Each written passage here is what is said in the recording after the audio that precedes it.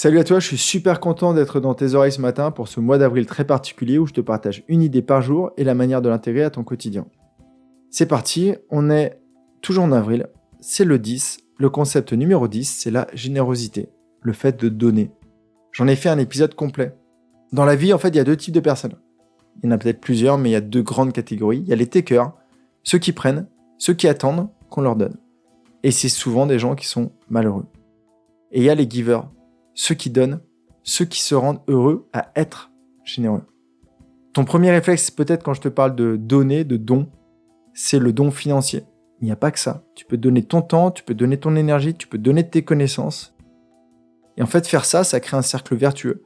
Tu donnes et tu reçois. Tu peux voir ça vraiment comme une sorte de boomerang que tu enverrais. Et il revient. Si tu as envoyé quelque chose de doux, lumineux, rempli d'amour, tu réceptionneras la même chose. Comme les avis ou les mails que je reçois à travers la publication de mes épisodes.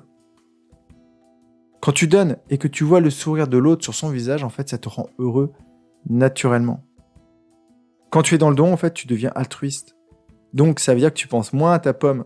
Et donc, ton curseur se déplace d'égoïste, moi et mes problèmes, à altruiste. Comment puis-je aider les autres ? J'en ai aussi déjà parlé plusieurs fois. L'idéal, c'est de trouver le juste équilibre. Mais ça fait vraiment du bien de temps en temps de mettre le curseur sur altruiste et de donner aux autres et de recevoir en conséquence. Par exemple, la mission que je me suis donnée, te donner des idées à travers les épisodes, ça a mis un sens incroyable dans ma vie. Donc ça aide les autres, mais ça m'aide aussi à me coucher en me disant j'ai été utile. Et ça, c'est fondamental dans la vie. C'est fondamental pour être heureux. Comment tu peux pratiquer ça ? Alors ça peut aller de la pièce dans la casquette du sans-abri en bas de chez toi, comme l'exemple que je viens de te donner, sans te préoccuper de ce qu'il va en faire. Ou ça peut passer par donner du temps à tes amis, donner du temps aussi peut-être à nos chers amis à poil dans les SPA par exemple. Je sais qu'il y a plusieurs de mes clients qui ont transformé leur vie grâce à des actions comme ça. Ça peut aussi passer par aller aider des personnes sans emploi à faire leur CV dans la mission locale en bas de chez toi. Ça peut être demander à la mamie de ton quartier si elle a besoin d'aide pour porter ses packs d'eau. Ça peut être d'aider une personne malvoyante à traverser la route. Ça peut être de vider ton armoire pour donner l'événement que tu n'utilises plus, car tu sais qu'ils pourront couvrir le dos de quelqu'un qui en a vraiment besoin. Et là, j'ai envie de te proposer une pratique, peut-être sur le mois d'avril, sur les 20 jours qui restent.